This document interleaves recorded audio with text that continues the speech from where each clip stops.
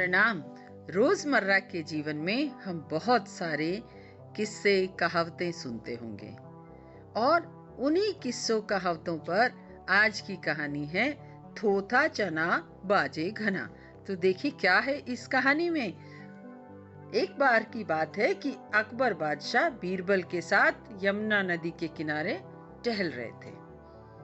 नदी के किनारे खेतों में किसानों को काम करते देखते रहे और बीरबल से बोले, बीरबल सुना है फसल बहुत अच्छी हुई है, चलो आज खेतों में चलते हैं। बीरबल बोले, आपकी जैसी इच्छा जहांपना। चने की फसल पकी हुई खड़ी थी, कटाई भी शुरू हो गई थी। फसल काट काट कर खलिहानों में रखी जा रही थी। अकबर और बीरबल दोनों नदी के किनारे से ही सीधे खेतों की ओर चल दिए। 3-4 खेत पार करने के बाद चनों के खेत शुरू हो गए थे। दोनों पगडंडी पर चले जा रहे थे। अकबर की इच्छा हुई कि जरा खेतों में होकर चलते हैं। अकबर एक खेत में उतर गए। बीरबल भी उनके साथ खेत में आ गए।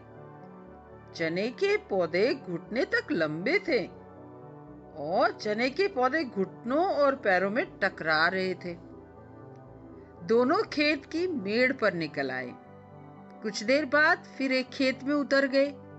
खेत में थोड़ी देर चलने के बाद फिर मेड़ की पगडंडी पर आ गए। अकबर ने बीरबल से पूछा, अभी अभी हम लोग 2 खेतों से निकल कर आए हैं, दोनों में ही चने की फसल खड़ी है। उन खेतों में चलते हुए आपको कुछ अनुभव हुआ? बीरबल बोले, जहांपना मैंने तो कुछ ध्यान नहीं दिया। चलते चलते वे खलिहानों में पहुंचे। 2 खलिहान एक ही खेत में पास पास थे। अकबर ने एक खलिहान से कुछ पौधे लिए और हिलाए। अकबर ने कहा, बीरबल तुम भी हिलाकर देखो।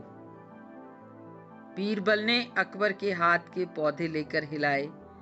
फिर अकबर ने कहा, आओ, और दूसरे खलिहान के पास पहुंच गए। उस खलिहान से भी कुछ पौधे लेकर अकबर ने हिलाए। फिर बीरबल को देते हुए कहा, इनको भी हिलाओ।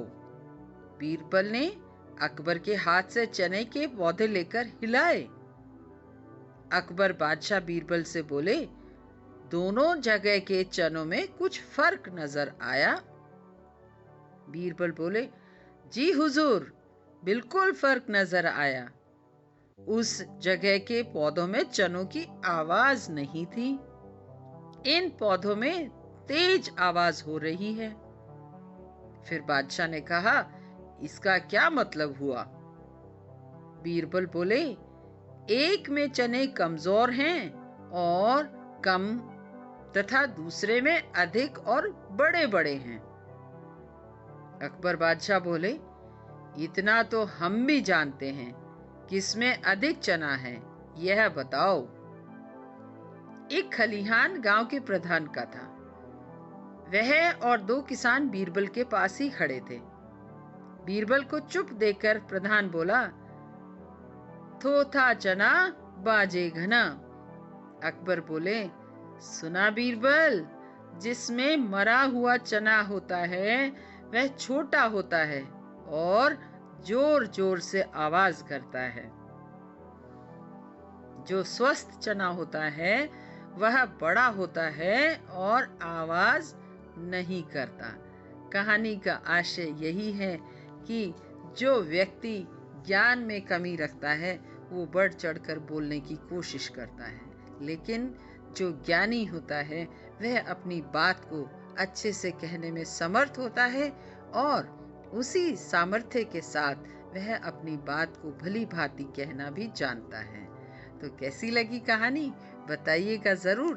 और कहानी का शीर्षक तो आपको याद ही है, थोथा चना बाजे घना। धन्यवाद।